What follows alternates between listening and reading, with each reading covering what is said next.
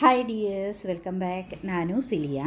ಇವತ್ತಿನ ವಿಡಿಯೋದಲ್ಲಿ ಕಡಿಮೆ ಸಮಯದಲ್ಲಿ ತುಂಬ ರುಚಿಕರವಾದಂತಹ ಗೀ ರೈಸ್ ಮತ್ತು ಅದಕ್ಕೆ ಸೂಪರ್ ಕಾಂಬಿನೇಷನ್ ಆದಂತಹ ಚಿಕನ್ ಗ್ರೇವಿ ರೆಸಿಪಿಯನ್ನು ತೋರಿಸ್ತಾ ಇದ್ದೀನಿ.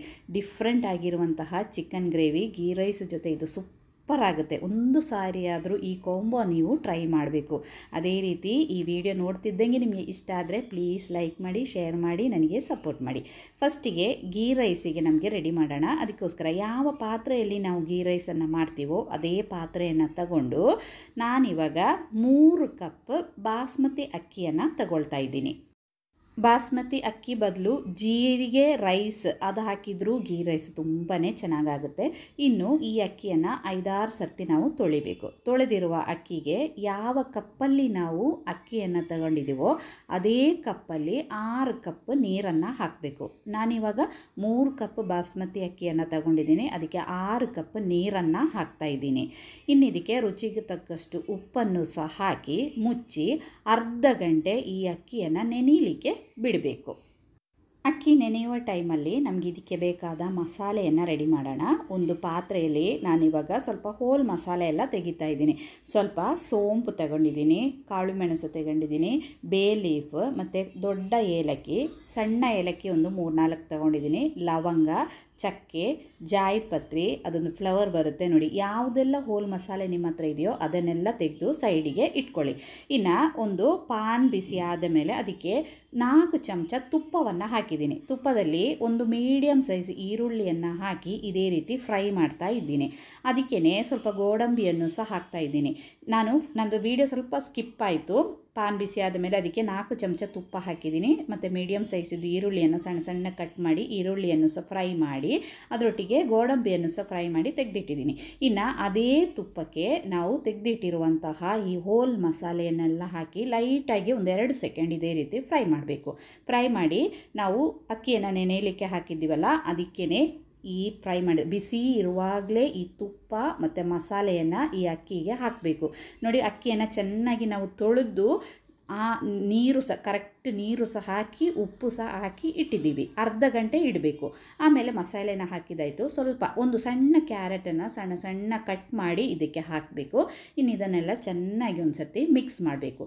ಮಿಕ್ಸ್ ಮಾಡಿ ಇದಕ್ಕೆ ಒಂದು ಸ್ವಲ್ಪ ನಿಂಬೆ ರಸವನ್ನು ಸಹ ಹಾಕಿ ಉಪ್ಪೆಲ್ಲ ಒಂದು ಸರ್ತಿ ಚೆಕ್ ಮಾಡಬೇಕು. ಉಪ್ಪೆಲ್ಲ ಕರೆಕ್ಟಾಗಿ ಆದಮೇಲೆ ಇದನ್ನು ಮುಚ್ಚಿ ಸ್ಟವ್ ಮೇಲೆ ಇಟ್ಟು ಬೇಯಿಸಿದರೆ ಆಯಿತು.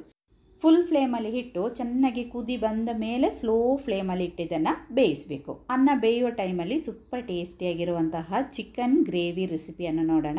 ನಾನಿವಾಗ ಒಂದು 3/4 kg ಚಿಕನನ್ನು ಕ್ಲೀನ್ ಮಾಡಿ ಇಟ್ಕೊಂಡಿದ್ದೀನಿ. ಮೀಡಿಯಮ್ ಸೈಜದು 2 ಈರುಳ್ಳಿ ತೊಗೊಂಡಿದ್ದೀನಿ. ಅದನ್ನು ಸಹ ಕ್ಲೀನ್ ಮಾಡಿ ಕಟ್ ಮಾಡಿ ಇಟ್ಕೊಳ್ಳೋಣ. ಇನ್ನು ಇದಕ್ಕೆ ಒಂದು ಮಸಾಲೆ ರೆಡಿ ಮಾಡಬೇಕು. ಅದಕ್ಕೋಸ್ಕರ ಅರ್ಧ ಚಮಚ ಜೀರಿಗೆ, ಅರ್ಧ ಚಮಚ ಸೋಂಪು, ಬಡೆ ಸೊಪ್ಪು, ಅರ್ಧ ಚಮಚ ಕಾಳು ಮೆಣಸನ್ನು ತಗೊಂಡಿದ್ದೀನಿ. ಇದಕ್ಕೆ ಇನ್ನು 5-6 ಗೋಡಂಬಿ, ಆ ಗ್ರೇವಿ ಒಳ್ಳೆ ಟೇಸ್ಟ್ ಬರುತ್ತೆ. ಇನ್ನೊಂದು 5-6 ಬಾದಾಮಿ ತಗೊಂಡಿದ್ದೀನಿ. ಬಾದಾಮಿ ಇಲ್ಲ ಅಂದರೆ ಅದರ ಬದಲು ಗೋಡಂಬಿ ಸ್ವಲ್ಪ ಜಾಸ್ತಿ ತಗೊಂಡ್ರೆ ಸಾಕು. ಒಂದು ಮೀಡಿಯಮ್ ಸೈಜ್ ಟೊಮೆಟೊ ಮತ್ತು ಸ್ವಲ್ಪ ತೆಂಗಿನಕಾಯಿಯನ್ನು ಸಹ ತಗೊಂಡಿದ್ದೀನಿ. ಇನ್ನು ಇದನ್ನೆಲ್ಲ ನಾವು ಸ್ವಲ್ಪ ತುಪ್ಪದಲ್ಲಿ ಉರಿಬೇಕು. ಆವಾಗ ಟೇಸ್ಟ್ ಚೆನ್ನಾಗಿರುತ್ತೆ. ತುಪ್ಪ ಇಲ್ಲ ಅಂದರೆ ನೀವು ಆಯಿಲಲ್ಲಿ ಹುರಿದ್ರೂ ಆಗುತ್ತೆ. ಒಂದು ಪಾತ್ರೆಯಲ್ಲಿ ಒಂದು ಸ್ವಲ್ಪ ತುಪ್ಪ ಹಾಕಿದ್ದೀನಿ. ಅದಕ್ಕೆ ನಾವು ತೆಗೆದಿಟ್ಟಿರುವ ಈ ಮಸಾಲೆಯನ್ನೆಲ್ಲ ಹಾಕಿ ಇದನ್ನು ಉರಿಬೇಕು. ಜಾಸ್ತಿ ಸ್ಲೋ ಫ್ಲೇಮಲ್ಲಿ ಉರಿಬೇಕು, ಕಪ್ಪಾಗಬಾರ್ದು. ಇದಕ್ಕೇ ನಾವು ತೆಗೆದಿಟ್ಟಿರುವ ಆ ತೆಂಗಿನಕಾಯಿಯನ್ನು ಸಹ ಹಾಕಬೇಕು. ಸ್ವಲ್ಪ ಲೈಟಾಗಿ ತೆಂಗಿನಕಾಯಿ ಎಲ್ಲ ಫ್ರೈ ಆದಮೇಲೆ ತೆಗೆದಿಟ್ಟಿರುವಂತಹ ಆ ಟೊಮೆಟೊ ಹಣ್ಣನ್ನು ಸಹ ಹಾಕಿ ಇದು ಸ್ವಲ್ಪ ಒಂದು 5 ನಿಮಿಷ ಇದೇ ರೀತಿ ಉರಿದ್ರೆ ಸಾಕು. ಮತ್ತು ಮುಚ್ಚಿಟ್ಟು ಒಂದು ಸ್ವಲ್ಪ ಬೇಯಿಸಬೇಕು. ನೋಡಿ, ಇದೇ ರೀತಿ ಇಷ್ಟು ಸಾಕು. ಇನ್ನಿದು ತಣ್ಣಗಾದ ಮೇಲೆ ಮಿಕ್ಸಿ ಜಾರಿಗೆ ಹಾಕಿ ಫೈನಾಗಿ ಇದನ್ನು ಗ್ರೈಂಡ್ ಮಾಡೋಣ. ನೋಡಿ, ಇದೇ ರೀತಿ ನೈಸಾಗಿ ರುಬ್ಬಿ ಸೈಡ್ಗೆ ಇಡೋಣ. ಇನ್ನೊಂದು ಪಾತ್ರೆ ತಗೊಂಡು ಇದಕ್ಕೆ ಬೇಕಾದ ಪುಡಿಗಳನ್ನು ತಗೋಬೇಕು. ಒಂದು ಪಾತ್ರೆಗೆ ನಾನಿವಾಗ 2 ಚಮಚ ಚಿಲ್ಲಿ ಪೌಡರ್, ಮೆಣಸಿನ ಹುಡಿಯನ್ನು ತಗೊಂಡಿದ್ದೀನಿ. 2 ಚಮಚ ಧನಿಯಾ ಪುಡಿ ತಗೊಂಡಿದ್ದೀನಿ. 1 ಚಮಚ ಗರಂ ಮಸಾಲೆ ಅಥವಾ ಚಿಕನ್ ಮಸಾಲೆ ಪುಡಿ ಆದರೂ ಆಗುತ್ತೆ. ಇನ್ನು 1/4 ಚಮಚದಷ್ಟು ಅರಶಿನ ಹುಡಿಯನ್ನು ಸಹ ತೆಗೆದು ಇಟ್ಕೊಂಡಿದ್ದೀನಿ.